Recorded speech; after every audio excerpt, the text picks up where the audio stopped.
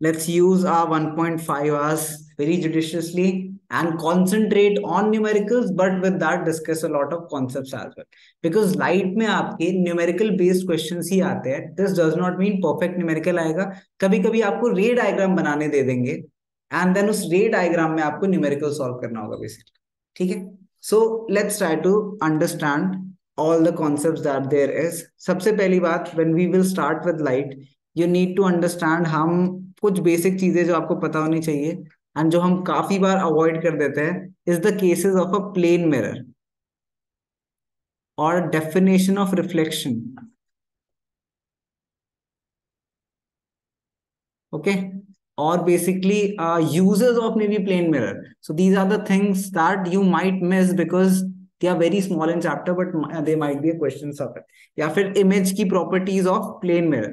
ठीक है, सो ये सारी चीजें मिस मत कर देना बिकॉज आप कॉनकेव कॉन्वेक्स करते करते भूल जाते हो कि प्लेन मिरर भी एग्जिस्ट करता है उसमें. ठीक है, तो आपको याद है लेटरल इन्वर्जन, सबको याद होगा lateral inversion. Now my question to you is, and this is one of the MCQs. We will be discussing questions only, by the way. It's not a concept. We'll questions करेंगे, उससे concept समझेंगे. So let's say the question says, which of the following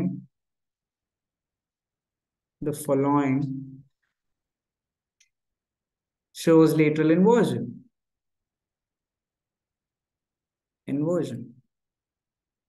So let's say you are given an option A, plane mirror, B, concave mirror. बोलेगा कोई नहीं, आराम से सोचेंगे. C, convex mirror, D, convex lens, E, तुम्हें क्या लगा चार option? Got you. Concave lens, and let's say F, गर्वित के घर की विंडो. गर्वित शाइनी विंडो. ठीक है, बताओ क्या ऑप्शन है? F, बताओ बताओ. F, ठीक है. ए, हाँ कौन कौन बच्चे ये कहते हैं? एक दो तीन, तीन बच्चे ये कहते हैं. 3A. और बताओ. बी, ए बी और सी में से कोई तीनों. तो अलग आंसर आते हुए योगेश भाई साहब कहते हैं A comma B comma C, and Sarthak भाई साहब भी कहते हैं. शिवांश शी लिखेंगे यार, तो शी है. You identify as a she. बोल दिया बोल दिया. एनीवेज बोलो, किसके साथ जाना चाहेंगे या अपना नया बनाना चाहेंगे? तेरा. हाँ तो ए बी सी और एफ. एफ हटा दूं तो फिर तो तू ये के साथ आ गया ना. तेरा एफ भी होगा. शाइनी विंडोज चीटिंग कर रहा है, चीटिंग कर रहा है. हाँ मुझे क्या पता, पॉइंट सिंपल है. तो सार्थक नीचे जाते हुए, शिवांश ऊपर आते हुए. Let's try to understand. सबसे पहली बात, एक चीज देख देता हूं मैं. All mirrors show lateral inversion. ठीक है, it does not matter mirror कौन से टाइप का हो. And this is the problem कि हम बार बार लिटिल इन्वर्जन प्लेन मिरर्स में पढ़ते हैं. तो ये कौन मिसकंसेप्शन हो जाता है हर बच्चे का 10th के कि उसी में होता होगा little inversion. But all mirrors show lateral inversion. So जितनी भी चीजें मिरर है वो सारी क्या है, लेटरल इन्वर्जन शो करेंगी. Which means obviously A is also correct, B is also correct, C is also correct, D will not, E will not, but F is also correct because it is shiny and smooth and shiny surfaces will undergo reflection. If it will undergo reflection, it will act like a mirror. And ये बहुत basic है. तुम देखते नहीं गाड़ी की like गाड़ी जो अच्छी अच्छी नई नई गाड़ी, शीशे साफ होते हैं, हम शक्ल देखते रहे होते हैं तो वैसे ही दिखता है ना जैसे तुम्हें शीशा में दिखता है. Exactly same. In fact phones front camera भी लेटरल इन्वर्ट करता है इमेजेस को, just because you are used to watching yourself lateral inverted. And कभी ना इन्वर्ट करके देखना खुद को, इतने गंदे लगते हैं, इतने गंदे। Anyways, that is because our faces are not symmetrical. Not at all. Symmetrical faces are supposedly more beautiful. I don't believe that. क्योंकि मेरा नहीं है, ठीक है। Anyways. So, हाँ, मतलब they say that score निकालते हैं beauty score. Right. All sorts of weird AIs. No, everyone is beautiful. क्या? या मे बी, नहीं बताऊँ। अब मैं बता भी दूं, मैंने 400 स्कोर बोल दिया, तुझे क्या पता कितने में से? वही तो कह रहा हूँ, तुझे कैसे पता?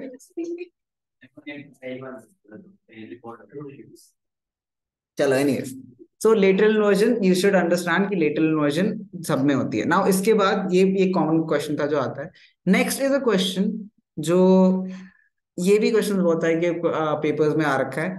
तो how much distance a man is, ठीक है, किसी को खड़ा करता है, Yogesh ji, Yogesh is standing 10 meters in front of a plane mirror। तो योगेश भाई साहब अपने आप को निहार रहे थे 10 मीटर से, ठीक है। एंड योगेश भाई साहब को खुद को देख के बहुत अच्छा लगा, बहुत ब्यूटीफुल लगे, तो वो खुद के पास जाना चाहते हैं। How far must he go so that the distance between him and his image is 5 metre. तो ये पूछ रहा है कि योगेश भाई साहब कितना पास जाए खुद के, वेरी लाइक, समझ रहे हो तुम, moment what ever that is called, exotic और समथिंग। सो कितने जाना चाहिए उसे कि डिस्टेंस हो 7.5 मीटर। ना तो कॉमन मिसकंसेप्शन इज कि लोग सोचते हैं 10 मीटर पे 5 मीटर दूर जाना है तो 5 कर देते हैं। नो नो, आपसे बोला गया मिरर यहाँ पे, योगेश भाई साहब यहाँ पे, एंड योगेश भाई साहब की इमेज यहाँ पे, इसके बीच में डिस्टेंस कितना है? 10 मीटर। 10 मीटर, लेकिन टोटल डिस्टेंस कितना है दोनों के बीच में? 20 मीटर। If you want to make this distance 5 metres, so हमें कितना वॉक करना पड़ेगा? 7.5 meters, because this will become 2.5, this will become 2 point, okay, very important। तो MCQs will come like this जो आपको बताने की कोशिश करेंगे। Next, now let's just study the basic concepts of ray diagrams, क्योंकि रिफ्लेक्शन कर रहे हैं ray diagrams में। Now we will do all the ray diagrams, but in a rather interesting way we will, because हम सब पढ़ चुके light में, तो हमें मैग्निफिकेशन भी समझ आती है, अब हमें सब कुछ समझ आता है, तो we will see all of these in one go, ठीक है। So let's say cases for which type of mirror? Let's first pick the concave mirror, and in case आप केसेस भूल भी जाओ तो रिमेंबर कॉनकेव मिरर है, ऐसा mirror होगा एक, something like this, and then उस कॉनकेव मिरर में एक straight line, this is the principal axis. Definition of principal axis is,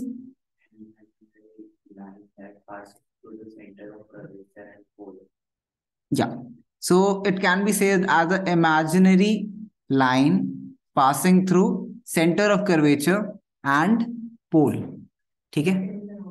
definition आती है तभी मैं समझा रहा हूँ। कभी कभी आपको मतलब बहुत एमसीक्यूज में आ सकती है, 1 मार्कर में आ सकती है, you will be getting a lot of 1 markers, so remember that. Focus की, तो प्रिंसिपल फोकस की क्या होती है? नाउ रिमेंबर, कभी कभी एक बहुत अच्छा एमसीक्यू देता हूँ कभी कभी। अब दिस इज, अब मैं जो क्वेश्चंस करा रहा हूँ वो कॉन्सेप्चुअल, मतलब स्ट्रेंथनिंग है, मतलब आपको अच्छे से कॉन्सेप्ट आना चाहिए तब वो समझ आएगा। So this question says the point at which lines parallel to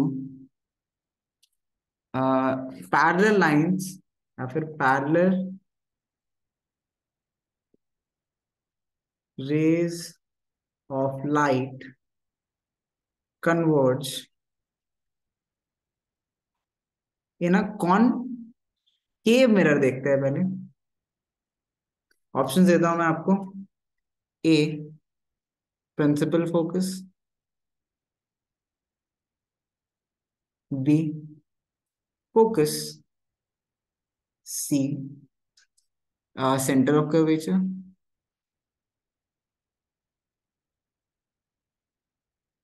D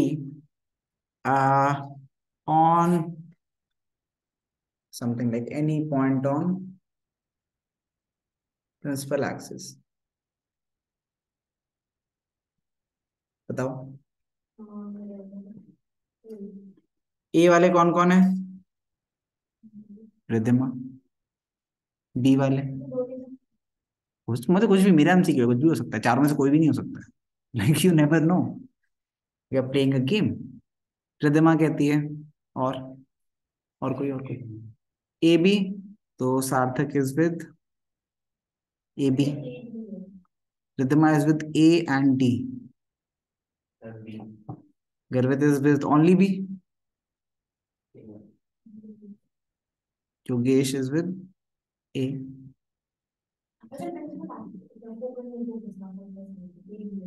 क्या ए बी? रिद्धिमा धोखा देते हुए। अरे ये क्या हो गया इसको, मुझे ये बताओ। पहले स्ट्रोक इरेजर था मेरा, स्ट्रोक इरेजर को क्या हुआ? मैंने बहुत मारूंगा इसे। नहीं, उससे फायदा नहीं, मुझे स्ट्रोक इरेजर चाहिए। जब लॉक तो भाड़ में गया उसका, क्या बदतमीजी है। इरेजर चाहिए मुझे, लेकिन मुझे स्ट्रोक इरेजर चाहिए। कैसे चेंज करते थे? एक सेकंड रुकोगे please? My bad. Settings,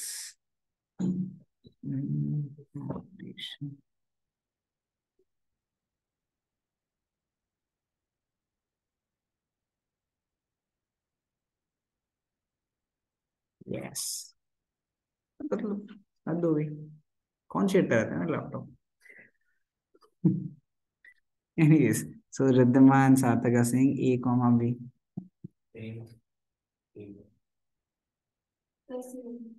Mitali भी। क्या बात है, सब साथ हैं। क्या कहना चाहोगे? सब कह रहे, तुम भी यही कह रहे तो सारे ऑप्शन सही है। ठीक है, तो चलो मतलब तेरा आंसर बहुत बड़ा है, मैं लिख भी नहीं पाऊंगा। A comma B comma C comma D. Triloki का आप क्या कहते हो? जल्दी बताओ। Hello, are you there? Am I audible? Anyways,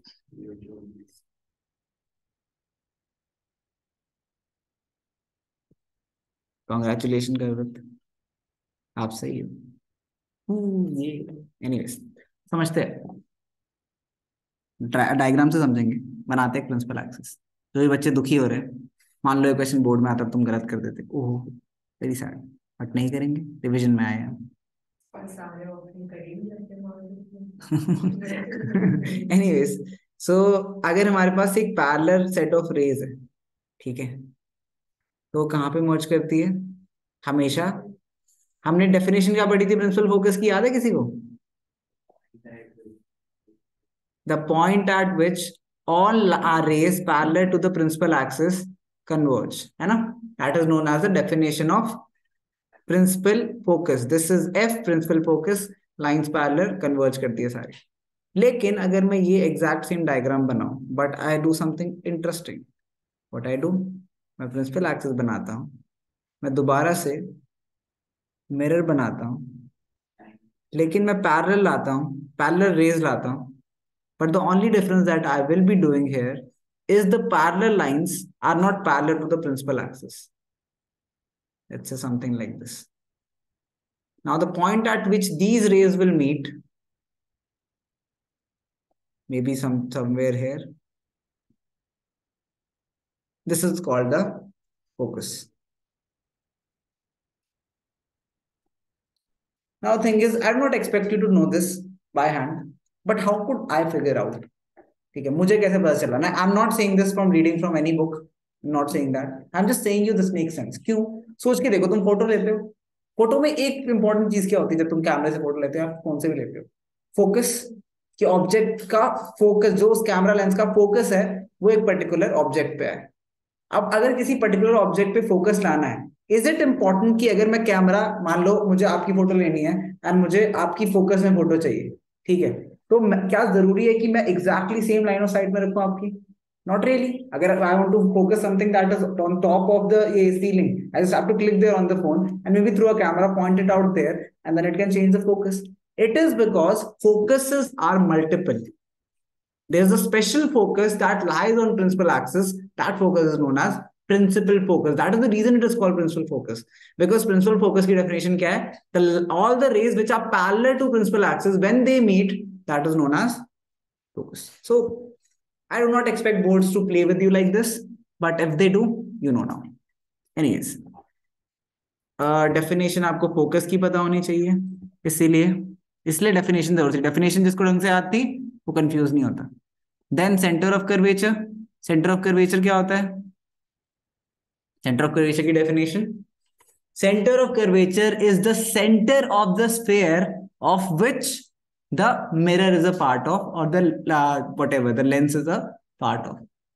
the curvature का सेंटर, जैसे हमने सर्कल के सेंटर होते हैं, आर्क्स के सेंटर होते हैं, 3D में कर्वेचर्स होते हैं एंड कर्वेचर्स के सेंटर होते हैं। तो कर्वेचर में हम एक स्फीयर बना सकते हैं पूरा, एंड उस स्फीयर का सेंटर होगा centre of curvature. This is the definition of centre of curvature.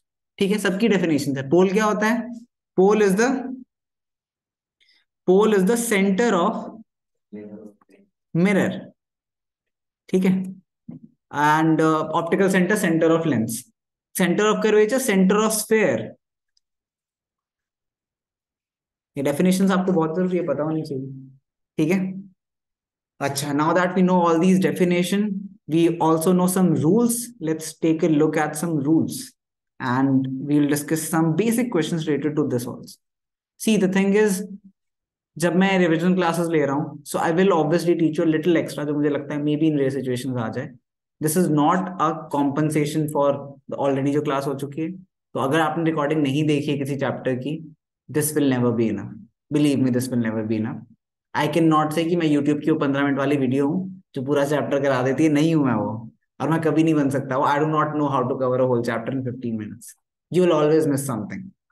Anyways, so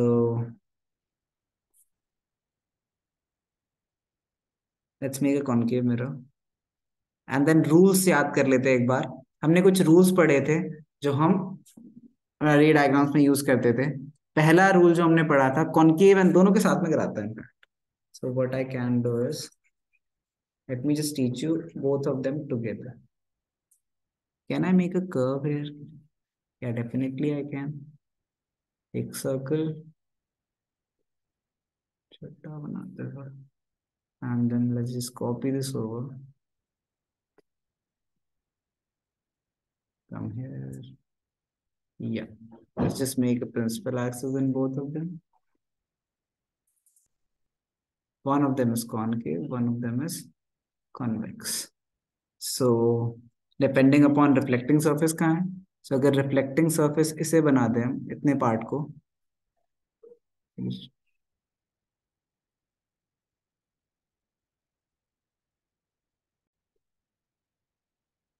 so these are our reflecting surfaces. अगर reflecting surfaces side है तो ये there is the center of curvature and this will be the half of this focus.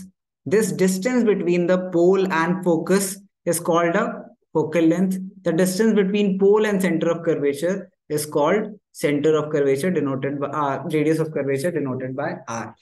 R is always equals to 2f, पहला formula जो भी हमने सीखा। इसमें भी सेम होगा, बस इसमें रिफ्लेक्टिंग सरफेस हम दूसरी साइड डाल देंगे। So let's say this is the reflecting surface now,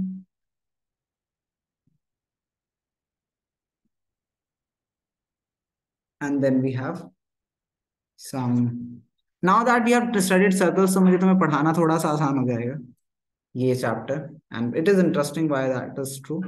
Now this is center of curvature, this is focus. Now rules हमने क्या पढ़े थे? पहला रूल कहता था, if there is a ray that is parallel to principal axis that will appear to pass through focus, appear to pass through, very important, appear to pass through focus in a convex setup, and then it will pass through focus in a sorry convex setup में, and concave में ये पास करेगा exact. तो ये arrows बनाओगे आप, ये arrows बनाओगे, इस साइड का भी एरो नहीं बनाओगे बिकॉज यहाँ पे रे नहीं आ रही है, this might be noted by dotted line. ठीक है, appear to pass and actually पास।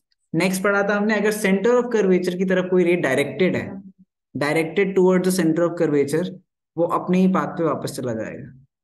ठीक है, सिमिलरली दूसरे में अगर सेंटर ऑफ कर्वेचर की तरफ कोई डायरेक्टेड है तो वो क्या होगा, अपने ही पाथ पे वापस चला जाएगा। ठीक है, these are the two rules we started. And then अगर कोई इंसिडेंट होता है, let's say some rays incident exactly on the pole, so वो पोल के साथ दूसरी प्रिंसिपल एक्सिस के साथ जो एंगल बना रहा है वही दूसरे साइड भी बनाएगा। These two angles will be same angle I R, and similarly यहाँ पे भी ये प्रिंसिपल एक्सिस के साथ जो एंगल बना रहा है which is this angle I and R. Angle with principal axis, जो ray angle with principal axis बना रही है, नहीं परपेंडिकुलर नहीं होती, नॉट परपेंडिकुलर, बस इक्वल होंगी ये दोनों एंगल्स। ठीक है, वेरी इंपॉर्टेंट, वेरी इंपॉर्टेंट। ठीक है, अच्छा इसमें एक चीज है जो आपको समझ आनी चाहिए कि ऐसा क्यों होता है कि जब हम सेंटर ऑफ कर्वेचर से पास करता है तब वो क्या होता है, अपने अपने पे ही वापस आता है। नाउ द हमने पढ़ा, याद है तुम्हें पढ़ाया था मैंने, डिफ्यूज रिफ्लेक्शन एंड दूसरा रिफ्लेक्शन कौन सा था, डिफ्यूज पढ़ाया था मैंने and कौन सा पढ़ाया था, यूनिफॉर्म रिफ्लेक्शन। ठीक है, सो डिफ्यूज में क्या होता था, यूनिफॉर्म में पैरेलल रेज आई, पैरेलल सरफेस था, तो पैरेलल रेज ही वापस चली गई। हाँ, regular and diffuse, right, regular नहीं होता था, इरेगुलर सरफेस होते हैं। सो मान लो इरेगुलर सरफेस है, इस पे जब रिफ्लेक्शन होगी, सो पॉइंट वाइज हर पॉइंट पे लॉ ऑफ रिफ्लेक्शन वर्क करेगी, जिसकी वजह से पैरेलल लाइंस अब डिफ्यूज हो जाएंगे, तो हम उसे बोलते हैं डिफ्यूज रिफ्लेक्शन। सो हमने उससे क्या सीखा था कि law of reflection which is something you should remember. So law of reflection भी आना चाहिए आपको, पेपर में सिंपल क्वेश्चन आ सकता है। सो लॉ ऑफ रिफ्लेक्शन, जिस पॉइंट पे रे जाती है एग्जैक्टली उस पॉइंट पे वर्क करता है। ठीक है, उस सरफेस की उस पॉइंट पे। टेक्निकली अगर कोई चीज प्रॉपरली कर्व्ड है, इसका मतलब क्या होगा, उस पॉइंट पे वर्क करने का मतलब उस पॉइंट से टेंजेंट जो लाइन सरफेस होगा उस पे वर्क कर रहा है। तो तुम मुझे बताओ, अगर सेंटर है एंड देन सेंटर से लेके इस पॉइंट पे रेडियस क्या होगा, और टेंजेंट की सरफेस के साथ क्या बना रहा है एंगल, वो रेडियस के एंगल बनाता है टेंजेंट के साथ 90।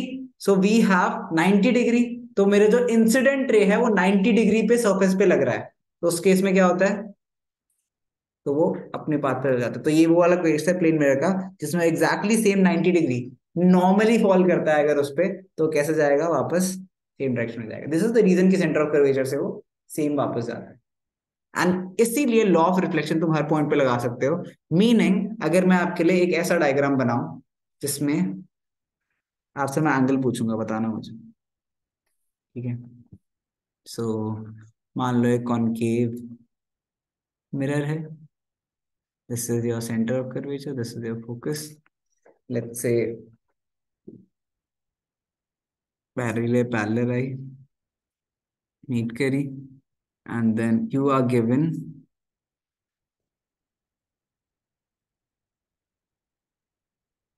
Angle I and angle R. I दे रखा है आपको 40 डिग्री, आर कितना होगा, कितना होगा, 40 degree. Law of reflection it will also be 40 degree. So हर एक पॉइंट पे लॉ ये लॉ ऑफ रिफ्लेक्शन वर्क करता है, इवन दो हम उसे दिखाते नहीं है स्फेरिकल में, but do not think that is not working. ठीक है, that's enough. Let's start with the cases now. क्या, या दो लॉज ऑफ रिफ्लेक्शन होते हैं, पहला the angle of incidence is equals to the angle of reflection, second says incident ray, incident ray, reflected ray, and normal all lie on the same plane. ठीक है, clear है सबको, same plane पे लाई करते हैं। ठीक है। आप जब बड़े होगे, थोड़े से बड़े होगे और आप 3D पढ़ोगे ना, सो अभी तक हम 2 डायमेंशनल डायग्राम्स प्लॉट करते हैं, आप बड़े होके 3D भी पढ़ोगे, वेक्टर्स एंड 3D पढ़ोगे, then you will understand what exactly is a plane and what exactly is a curvature.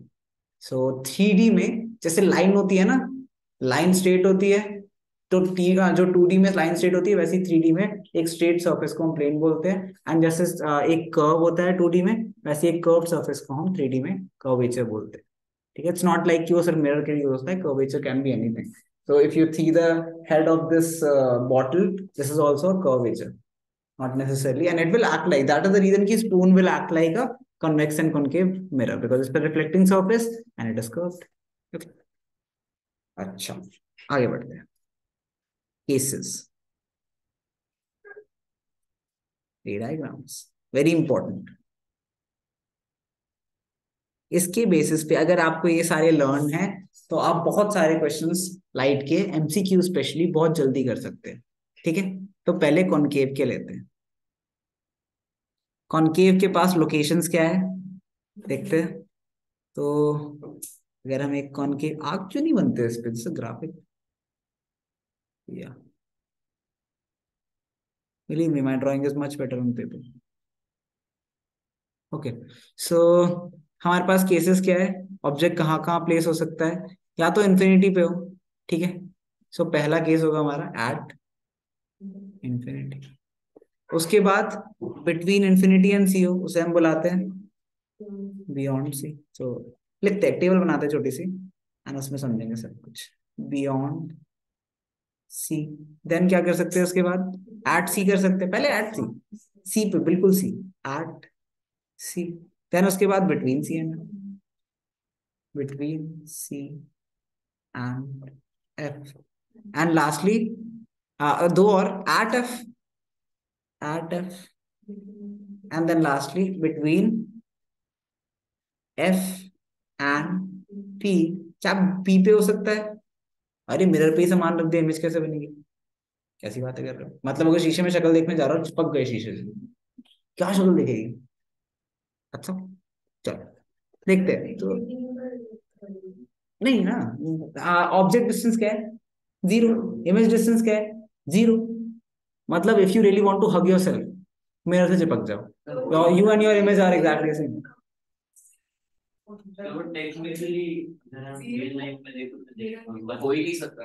Mirror के ऊपर तो जीरो।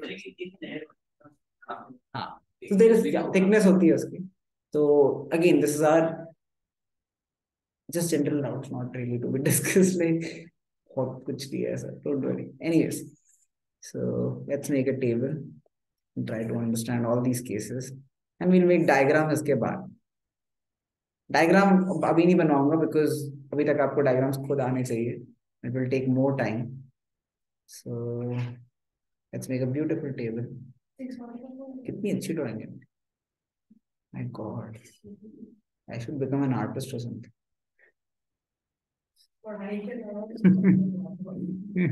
एनी बताओ, ठीक है। Object position, this is object position. Okay, let's we'll discuss image position, we'll discuss nature, we'll discuss size, we'll discuss magnification,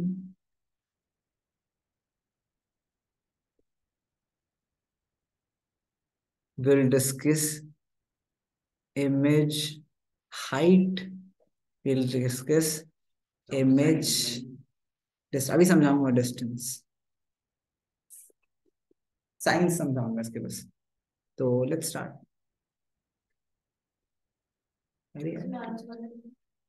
बताता हूँ note करिए। Object height तो दी होती है ना, ऑब्जेक्ट हाइट तो दे रखी होगी, हम बताना चाह रहे हैं और चीजों को क्या होता है।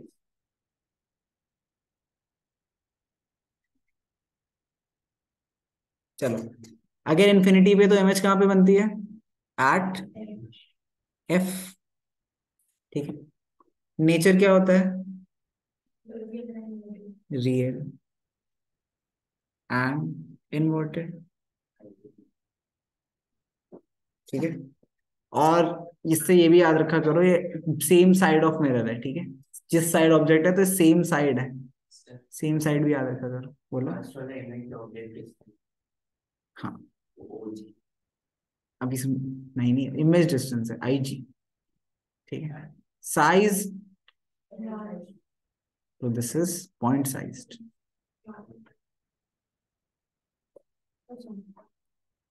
ठीक है।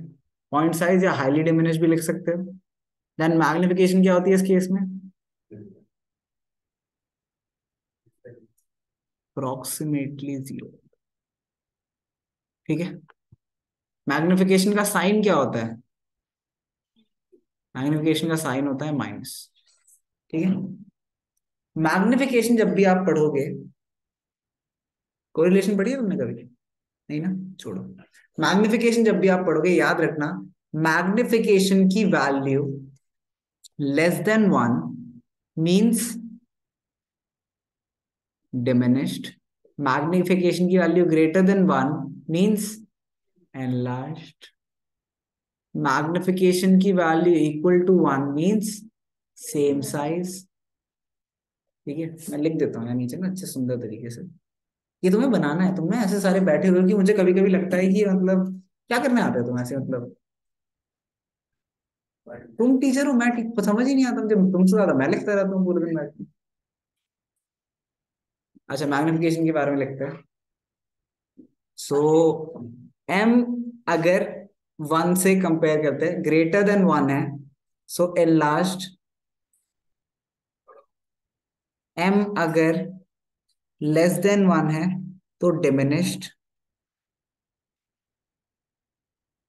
एम अगर इक्वल टू 1 है तो सेम साइज। अच्छा, अब m अगर अप्रोक्सीमेटली 0 है तो हाईली डिमिनिश्ड। m अगर अप्रोक्सीमेटली इंफिनिटी है तो हाईली एनलार्ज्ड, ओके। अच्छा, next, this was the absolute value of m। अभी क्वेश्चन दूंगा इससे तो ढंग से समझ लो। नाउ साइन ऑफ m समझते हैं। m अगर नेगेटिव हो तो इसका मतलब होता है रियल इमेज, ठीक है। इन्वर्टेड भी ऑब्वियसली उसके बाद। एंड m अगर पॉजिटिव हो तो वर्चुअल इमेज, ठीक है। सबको समझ आया? सबको समझ आया? एक और पूछा हूं, सबको समझ आया? वंस मोर, सबको समझ आया? Arrange the following. I do that right? क्या समझ नहीं है? निकल गया शब्द। बेटा मैंने तुम्हें बहुत बार बताया, I am not one of the teachers जो बोलता है एक बार समझ नहीं आया 100 बार समझाऊंगा। नहीं समझाऊंगा, एक बार समझाऊंगा, मुश्किल से 2 बार समझाऊंगा। देखना चाहो ना कि कितना सुन रहे हो। जिसको दूसरी बार समझ नहीं आया खोया हुआ है अपनी सपनों की दुनिया में। आप बता दो यहाँ पे इतना टाइम किसके पास है 100 बार समझाने का? कुछ भी बोलते हैं लोग। Arrange the following in order increasing order of magnification. कर पाओगे? पक्का? दे दो वैल्यू। 1.33, 2.74, -3.8, -2.7, 0.33, -π, -√3, -√3/4। करो।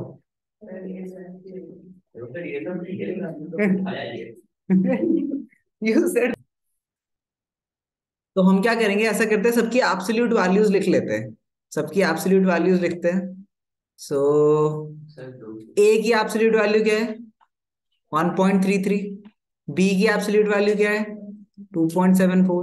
सी की एब्सोल्यूट वैल्यू क्या है? 3.8। डी की एब्सोल्यूट वैल्यू क्या है? 2.7। ई की एब्सोल्यूट वैल्यू क्या है? 0.33। एफ की एब्सोल्यूट वैल्यू क्या है? अप्रोक्सीमेटली 3.14। ठीक है। जी की अप्रोक्सीमेट वैल्यू क्या है? 1.73 अप्रोक्सीमेटली अगेन। एंड एच की एब्सोल्यूट वैल्यू क्या है? 0.43 अगेन अप्रोक्सीमेटली। ओके। अब अरेंज करते हैं इन्हें। सबसे छोटा कौन है इनमें से? 0.43। क्या? अच्छा, 0.33। तो 0.33 उससे बड़ा क्या है? 0.43 उससे बड़ा क्या है? 1.7 1.33 उससे बड़ा। 1.73 उससे बड़ा। 2.7 उससे बड़ा। 2.74 उससे बड़ा। कहाँ है रूट 3? 3.1 अब आएगा ना? हाँ, उससे पहले लिख तो दिया। देन उससे ज्यादा 3.8। सब लिख दिया मैंने, तुम क्या बोल रहे हो? तुम देख ही नहीं रहे। मैं सेंडिंग ऑर्डर नहीं कर पाऊंगा तुम्हें लगता है? तुम्हारा मैथ्स का टीचर सेंडिंग ऑर्डर नहीं कर सकता? क्या बात है। तुम पे लालत है फिर तो, कि क्यों पढ़ रहे हो तुम मेरे से? एनीवेज, बस इसके नाम लिख दो, अरेंज कर दिया सबको। इसकी एब्सोल्यूट वैल्यू से मतलब है हमें। तो अगर आपको पूछा जाता है -1 और -2 में से बड़ा कौन सा? ऑब्वियसली -1 मैग्निफिकेशन थोड़ी बोलिए, -1 -2 में -1 नहीं पड़ा है, लेकिन अगर मैग्निफिकेशन बोलेंगे हम तो -2 की मैग्निफिकेशन ज्यादा है -1, because sign just denotes the real और virtual image. Very important, very very important.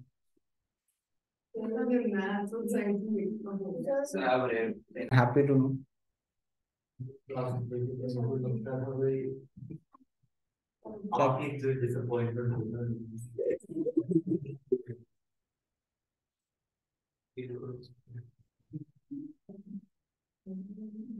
ये लाइन याद रखिए, इधर फेयरवेल में बोलूंगा। नहीं, मैं I don't get motivated person. ये देख लो सब ऑनलाइन बच्चों जो भी सुन रहे थे, लाइक जो रिकॉर्डिंग देखेंगे, तो मैंने स्किप कर दिया बोलना। दोबारा नहीं बोलूंगा, चुपचाप देख लो। वैसे भी तुम कुछ बोल नहीं सकते हो, तुम रिकॉर्डिंग देख रहे हो। हाँ हाँ। Anyways,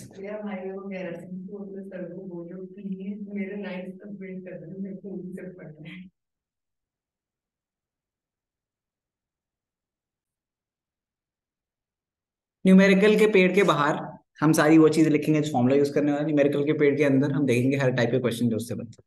ठीक है। तो सबसे पहले हम, क्योंकि रिफ्लेक्शन की बात कर रहे हैं, तो यू हैव मिरर फॉर्मूला। मेरा फॉर्मूला क्या कहता है? 1/f। ठीक है।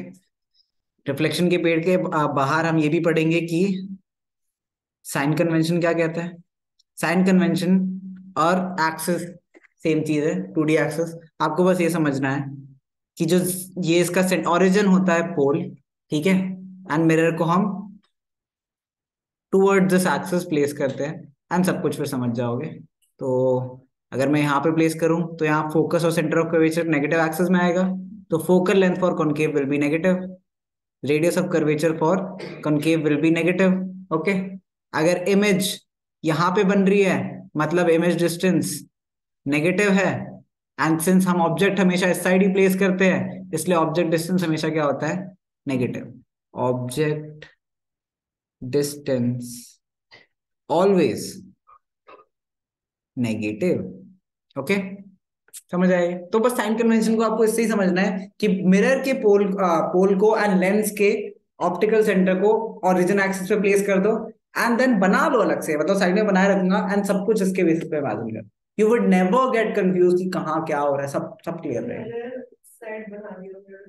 तभी तो मैं इसी चीज का ध्यान रखना है, स्टडी बनाना है, वरना नहीं कर, वो अलाउड ही नहीं है, साइन कन्वेंशन ही यही कहता है। तो अगर तुम्हारा मान लो इमेज ऐसे बन रही है, इमेज इस साइड आ रही है, तो इसका मतलब क्या है? बाय नेगेटिव है। ये बाय एक्सिस दिखाता है आपको heights, and then X axis दिखाता है आपको distances. Surprisingly this chapter should call heights distances. So anyways, तो ये डिस्टेंसेस दिखाएगा X axis, Y axis heights दिखाएगा। नेगेटिव हाइट मतलब नीचे प्रिंसिपल एक्सिस के, पॉजिटिव हाइट मतलब ऊपर प्रिंसिपल एक्सिस के, एक्स एक्सिस प्रिंसिपल एक्सिस। सारी चीजें इससे बेसिस पे हो जाएंगी। मैग्निफिकेशन के दो फॉर्मूले, मिरर्स में याद रखना, मिरर्स में मैग्निफिकेशन का फॉर्मूला है -v/u और h'/h। याद रखिएगा। अब मैंने काफी क्वेश्चंस का पता पूछने तो साथ में काफी मालूम तो काफी माइनस बाय दो निकाल दिया फिर हाइट के लिए अलग से कर सकते हैं, तेरा भी सही है उसका भी सही है, कोई दिक्कत नहीं। गिवन देखते हैं हमें, गिवन क्या क्या हो सकता है क्वेश्चंस के पेड़ में, ठीक है। तो मान लो हमें गिवन है u और v, और हमें निकालना क्या है, फाइंड f। तो फॉर्मूला क्या लगाएंगे हम, formula is 1/u plus 1/v equal to 1/, कह रहे हो सर ये क्या बता रहे हो, ये कोई बात है। इस तरीके से तो आप बोलोगे कि अगर v और f दे रखा है और u निकालना है तो भी ये लगा दो। फिर आप बोलोगे सर अगर u और f दे रखा है और v निकालना है तो भी यही करो। क्या, हाँ साइंस का ध्यान रखना है बस। और साइन हमने बाहर लिख दिया कि u हमेशा हम लेंगे नेगेटिव, ठीक है। अच्छा, अगर लिखा है रियल इमेज, इसका मतलब होता है h' नेगेटिव है, इसका मतलब होता है मैग्निफिकेशन नेगेटिव है, ठीक है। याद रखना ये मैं मिरर के लिए लिखा रहा हूँ, ये चार्ट कॉपी पेस्ट करके लेंस में मत यूज करने लगना, बहुत दिक्कत होगी। मिरर के लिए, ये दिमाग में तुम्हें रखना है, मिरर के लिए, mirror mirror mirror. Next, virtual हो अगर इमेज, वर्चुअल हो तो h' भी पॉजिटिव एंड मैग्निफिकेशन भी पॉजिटिव, ठीक है। इसके अलावा एक और बड़ी मजेदार चीज पता होनी चाहिए हमें कि अगर हमें ऑब्जेक्ट, अच्छा अब हमें कभी कभी क्या दिया होगा, u दे रखा है, v दे रखा है, एंड देन हमें फाइंड क्या करना है, मैग्निफिकेशन फॉर्मूला -v/u। u दे रखा है, v दे रखा है, h दे रखा है, h' निकालना है, हमें मैग्निफिकेशन -v/u करना है, देन उसे h'/h करना है, ठीक है। हमें फॉर्मूला हमें दे रखा है u -v या फिर v -u।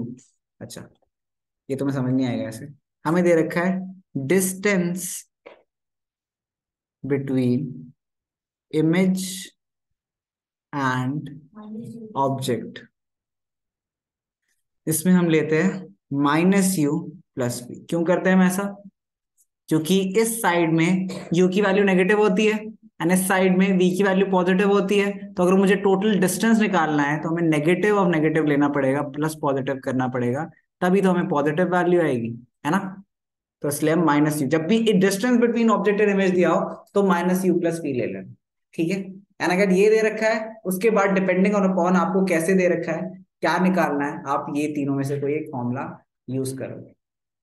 Believe me, this is all the numericals cover, there is no numerical of reflection that I have not seen, इसके अलावा कुछ आता ही नहीं।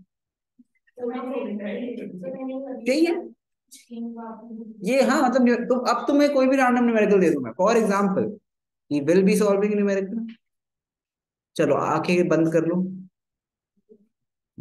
आई want you, let's do a question.